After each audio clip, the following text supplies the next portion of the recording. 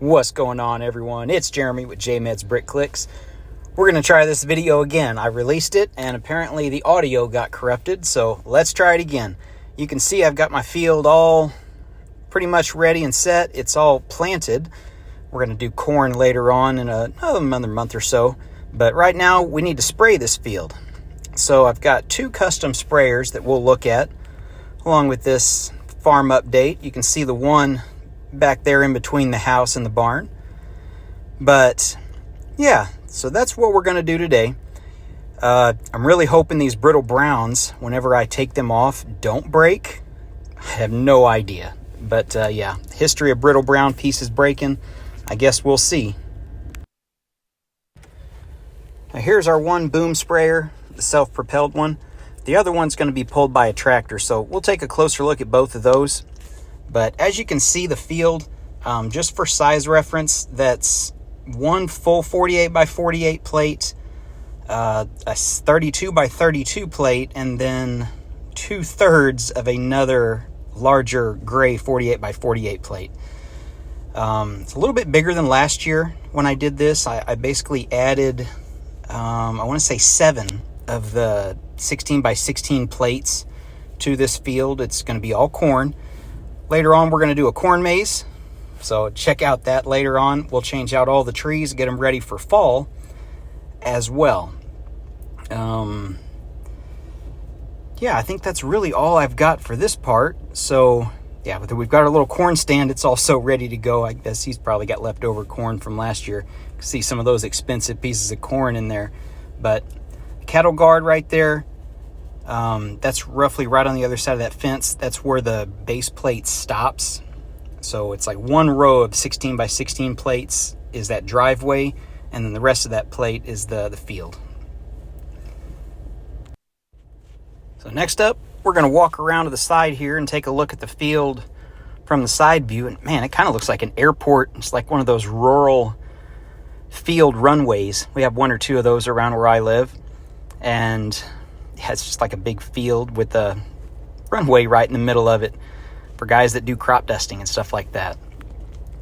So we're going to get this boom sprayer, the larger one, put out in the field so you can see what that looks like. And it covers the whole field. So it's going to be a really short time trying to do this boom sprayer and spray the fields when he only has to make actually one pass from one end of the field to the other. But you can see the boom sprayer, it's all opened up with our booms. We'll take a closer look at it that way if you want to try to build this yourself or get close to it. I can give you the best, I guess, ability or best chance I can give you to try to make it using seeing enough what the parts usage is. We use some of the older ones, older hinge pieces, and then those studs with the string on them to work as the hydraulic lines. That seems to work out really well from an aesthetic look. But then we use those little, I don't even know what they're called, with the stick on the one side and a stud just to work as the sprayer heads. Now this is option 1. It's probably the fastest option. I'll try to do this one-handed where I can just push it forward. Yeah, that's what it'll look like going through the field. So option 1 is this version. Option 2 is going to have the tractor pulling a boom sprayer behind it. Now this one is a little bit bigger, so let's take a look at the other one just so you get a quick comparison of the two different options that we have. I did both of them are my own custom design. So we'll come over the top of the trees, and there's our pull behind sprayer. It's a little bit smaller boom. It folds up just like the other one. That way it's wide enough to fit on the roads if you've got Lego road plates. So it'll at least fit on a lane. Barely. It might be hanging over the lines or right on the lines on each side, but it does fit. So there's our little operator station where you can climb up there. We've got the stud with the string going to the tractor for our hydraulic line, and then some hydraulic lines on the back. My modified John Deere tractor from that official Lego set.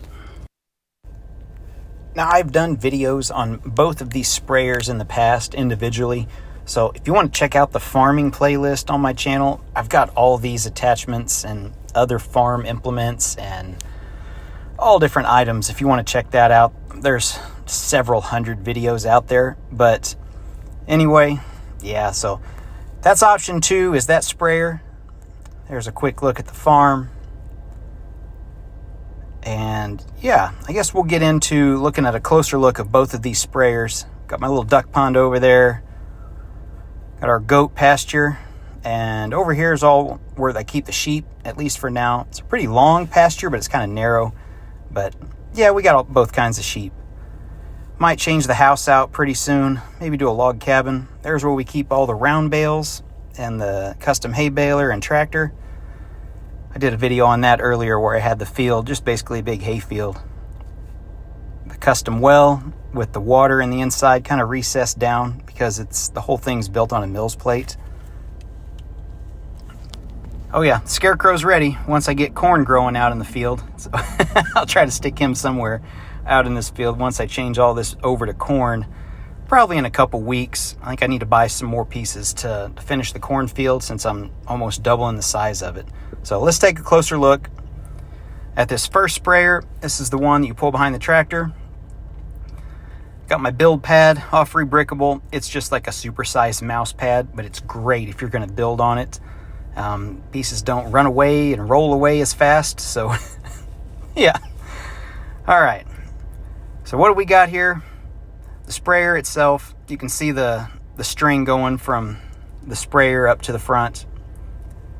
We'll move it sideways just so you can see the other side. So we've got our stairs coming up. Yeah, I'm pointing on the piece that I'm pointing at. I used a yellow Duplo brick. I've had that yellow Duplo square cube for a long time, so I just wanted to incorporate it. Here's the top operator station. You can see the little round 2x2 on the top. That's what we use just to signify being able to fill up the tank with whatever chemical that we're spraying.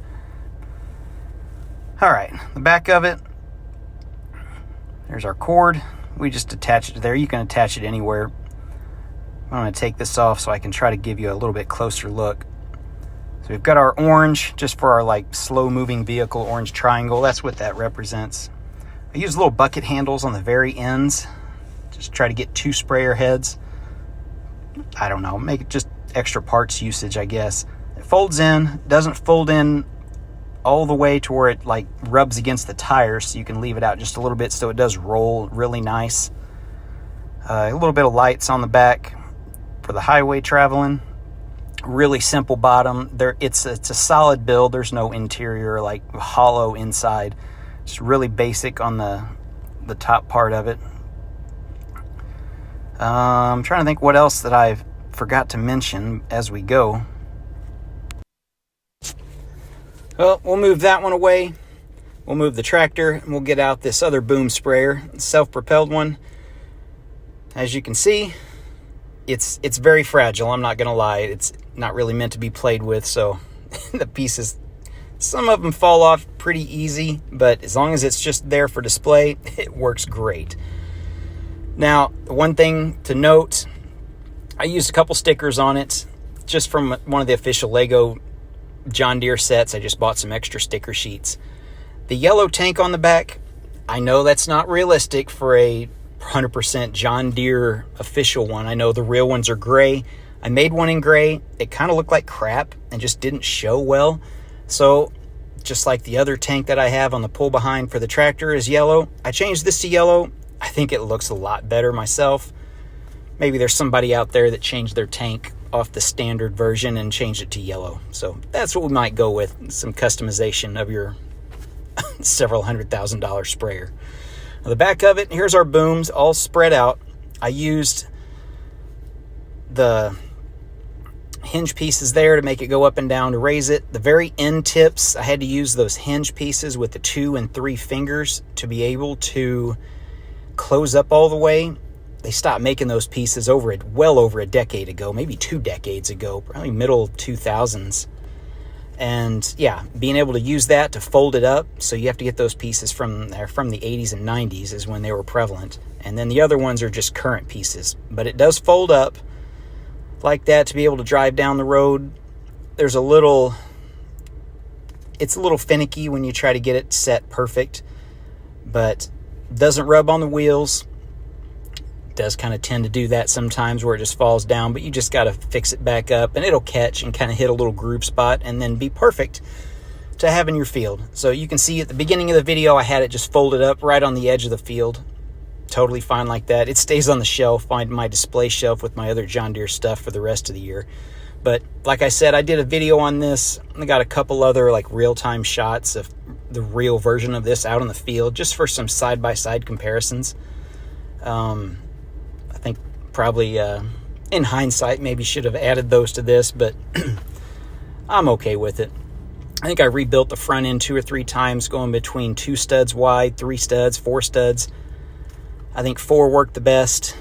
The sticker worked out well too, being 4 wide. There's the piece I used to get the height, to be able to drive over the top of the crops. Just a Technic piece. Just connected by 2 studs, all 4 of the tires. We've got our steps, the steps raise and lower. And we've got this one little piece that it tends to fall off. It's just my rear tail light piece, and it'll just pop right there in the center. It's hidden most of the time, even so it honestly doesn't matter, because when the sprayer head's folded up, it kind of sits right over the top.